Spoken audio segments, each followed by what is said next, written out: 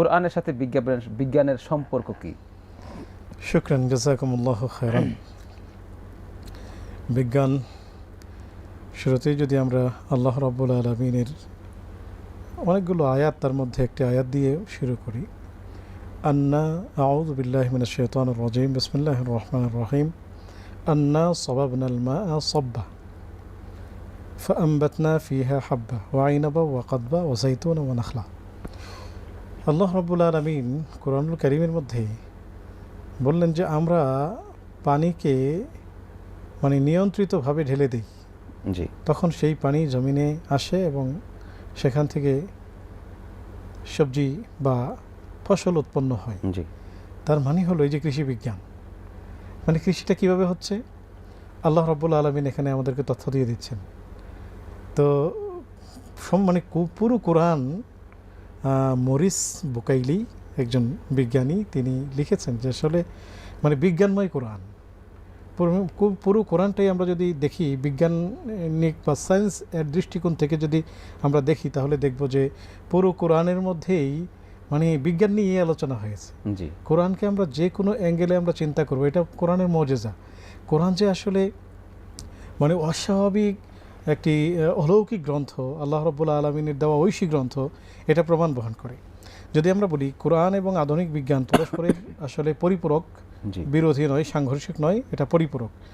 1400 বছর আগে অবতীর্ণ পবিত্র কোরআন মহাবিশ্ব ব্রণবিদ্যা, যেটা সমুদ্র বিজ্ঞান ও পদার্থ বিজ্ঞানের এমন অনেক তথ্যের ইঙ্গিত করা হয়েছে, যা আধুনিক বিজ্ঞান সম্প্রতি যেটার প্রমাণ করছে।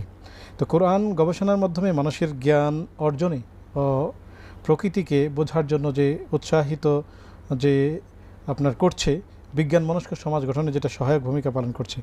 আমরা যদি দেখি যে মহাবিশ্বের সৃষ্টি এবং সম্প্রসারণ, যে আল্লাহ রাব্বুল আলামিন সূরাতুল আম্বিয়ার 30 নম্বর আয়াতে আকাশ এবং পৃথিবীতে মিশে থাকার পরে বিচ্ছিন্ন হওয়ার যে বিষয়টিকে তিনি তুলে ধরেছেন, যে প্রথমে আসমান এবং জমিন মিশে ছিল, তারপর সেটাকে আলাদা করা হয়েছে।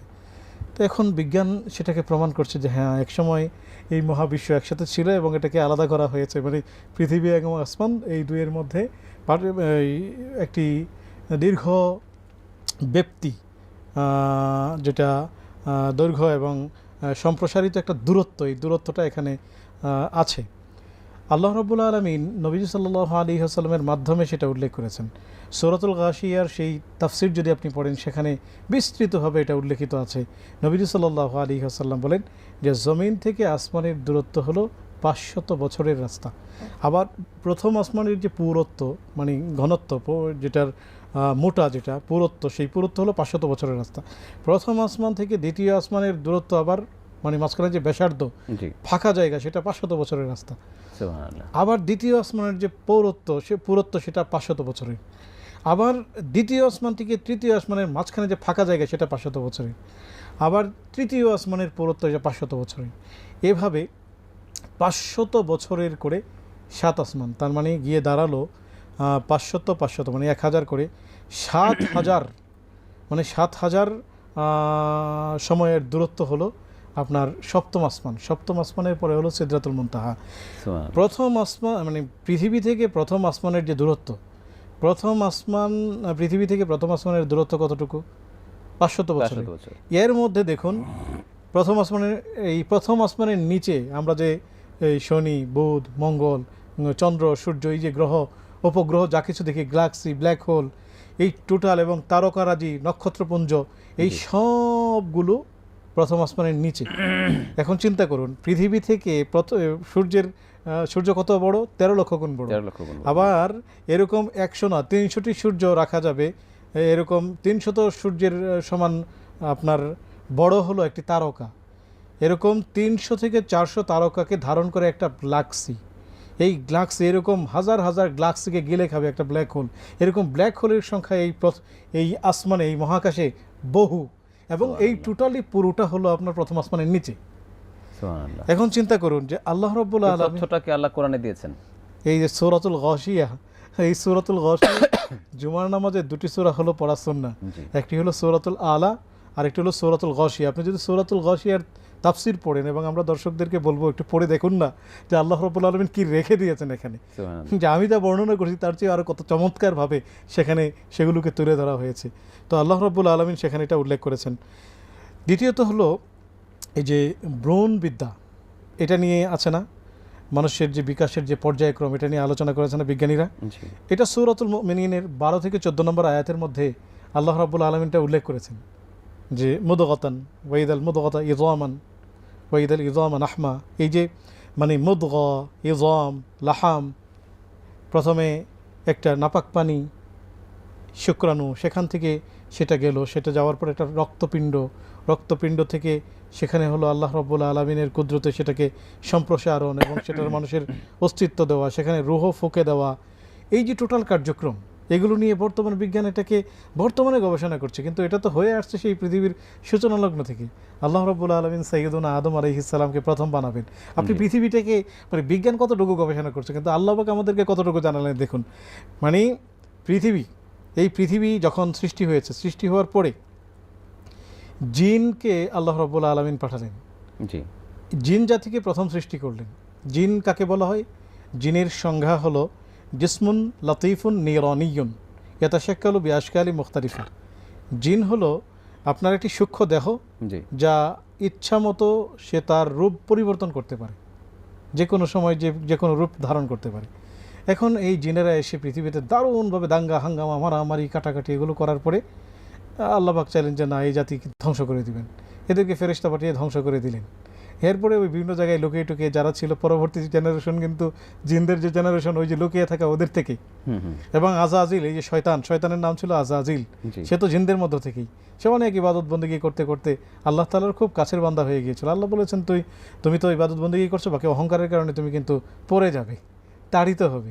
হুম তো যাই হোক, আল্লাহ রাব্বুল আলামিন এরপর চাইলেন এমন এক জাতিকে সৃষ্টি করবেন যে জাতিটা আল্লাহ তাআলার গোলামি করবে। এরপর আল্লাহ রাব্বুল আলামিন আদম আলাইহিস সালামকে সৃষ্টি করলেন। সৃষ্টি করার আগেই তিনি পরামর্শ করেন ফেরেশতাদের সাথে। দেখুন টোটাল সিস্টেম, তিনি ফেরেশতাদেরকে বলছেন যে আমি আসলে কিছু করতে চাই, জাইলুন ফিল আরদি খলিফা, আমরা পৃথিবীতে খলিফা পাঠাতে চাই। তারা বললো যে আপনি ওই জিনদের মতো এরা মারামারি করবে, কাটাকাটি করবে। আল্লাহ বলেন ইন্নী আলামু মা লা তা'লামুন, তোমরা যা জানো না আমি তা জানি। এরপর আল্লাহ তাআলা বানালেন কি বিভিন্ন জায়গা থেকে মিন হামাইম মাসনুন, বিভিন্ন জায়গা থেকে পচা মাটিগুলো একসাথে করে করে করে করে বিশাল বানালেন। ইবলিস ঘুরে ঘুরে দেখে কি বানানো হচ্ছে। এরপরে আল্লাহ বললেন ওয়ানাফাখনা ফীহি মির রূহিনা, আমরা আদমের ভেতরে আমাদের রূহকে ফুঁকে দিলাম। মানে আল্লাহ পাকের সেই রূহ, আল্লাহ পাকের সেই জাতে পাকের সেই সত্তার সেই রূহ, তিনি নিজে সেই রূহকে ফুঁকে দিলেন। সুবহানাল্লাহ। শুধু এইটাই করলেন না, তিনি বললেন যে আমি আদমকে সৃষ্টি করলাম, ওয়ালাকাদ কাররামনা বানি আদম, সৃষ্টিই করলাম না, সম্মানিত করলাম। এরপরে একটা প্রক্রিয়ার মাধ্যমে আল্লাহ রাব্বুল আলামিন ছিলেন তিনি জান্নাতে রাখা হয়েছে, একাকী ভালো লাগে না। এরপরে আল্লাহ পাক হাওয়া আলাইহিস সালামকে তৈরি করে দিলেন। এরপরে একটা প্রক্রিয়ার মাধ্যমে তাকে পৃথিবীতে পাঠিয়ে দিলেন। পৃথিবীতে কোথায় এখন বিজ্ঞানীরা গবেষণা করছে, তো যে ইতিহাস বলে আমাদের যে এশিয়া এই মহাদেশ, এই এলাকাতে হলো মানুষকে মানুষ বলা হচ্ছে। তো এই এলাকায় ধারণা করা হচ্ছে আদম আলাইহিস সালামকে শ্রীলঙ্কার যে সিলন দ্বীপ, এখানেই পাঠানো হয়েছিল। জি এখান থেকে এরপরে তিনি হাঁটতে হাঁটতে হাঁটতে হাঁটতে যাচ্ছেন হাওয়া আলাইহিস সালামকে অন্য প্রান্তে যেতে যেতে যেতে যেতে যে জায়গাটিতে তাদের প্রথম সাক্ষাৎ হয়, সেই জায়গাটি হলো জাবালে রহমত, জওয়ালের রহমান। জি সেই আরাফার ময়দান, যেই ময়দানকে আরাফা বলা হয়েছে এই জন্যই যে ওখানে প্রথম মানব এবং মানবী পৃথিবীতে আসার পর প্রথম সাক্ষাৎ হয়, প্রথম পরিচিতি পর্ব হয়। জি দেখুন বাংলাদেশে এই এশিয়া মহাদেশের যারা ভিন্ন ধর্মাবলম্বী বড় বড় ধর্মগুরু, ওনাদেরকে আমাদের সিনিয়র উলামা এখন জিজ্ঞাসা করেছেন যে তোমরা আসলে প্রথম ব্যক্তি কাকে মনে করো? তারা বলে যে প্রথম ব্যক্তি ছিল মানু। তো প্রথম ব্যক্তি মানু কিচকো পৌঁছতে হে, মানু কার উপাসনা করতো? তখন সেই সব পণ্ডিত ব্যক্তিরা বললো মানু ওম কো পৌঁছতে হে। ওম কিসকো কাহতে হে? ওম কাকে বলে? যে ওম যার আকার নাই, এবং আমরা আল্লাহ তাআলার ডেজিগনেশন যেটা দিয়ে এক্সপ্লানেশন যেটা করি, যেই গুণগুলো বর্ণনা করি, জি তারা ওমের সেই কথাগুলোই বর্ণনা করছে। এই জন্য ধারণা করা হচ্ছে আমরা আদমকে আদম বলছি আরবিতে, কিন্তু মানুকে মানে মানু থেকেই পরবর্তীতে মানুষ, আর আদম থেকে আদম সন্তান। জি তার মানে হলো তারা যাকে মানু বলছে আমরা সেটাকে আদম বলছি। আর মানু ওম কো পৌঁছতে হে, আর আমরা বলি আদম আল্লাহর উপাসনা করতো, মূলত কোনো ডিস্টেন্স নেই। এই জন্য সনাতন ধর্মের যে ধর্মগ্রন্থগুলো আছে ওখানে কিন্তু ঠিকই লেখা আছে যে আল্লাহ এক, তার কোনো শরিক নেই, সর্বশেষ যিনি আসবেন তার নাম হবে আহমদ, ওখানেও লেখা আছে। এই জন্য ধারণা করা হয় সনাতন ধর্ম এটাও আসমানি ধর্মই ছিল, এবং সনাতন ধর্মের যে কিতাবাদি আছে সেগুলো আসমানি কিতাব।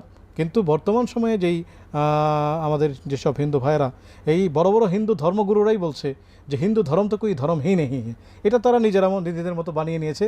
কিছু বর্তমান সময়ে যেমন ইসলাম ধর্মে মাজার টাজার এগুলো বানিয়ে কিছু মানুষ বিজনেস করছে, পুঁজি, এটা একটা বিজনেসের পাথরে বানিয়ে নিয়েছে। ঠিক এভাবেই তারা পূজা মানিয়ে হলো একটা business, one kind of business তারা বানিয়ে নিয়েছে।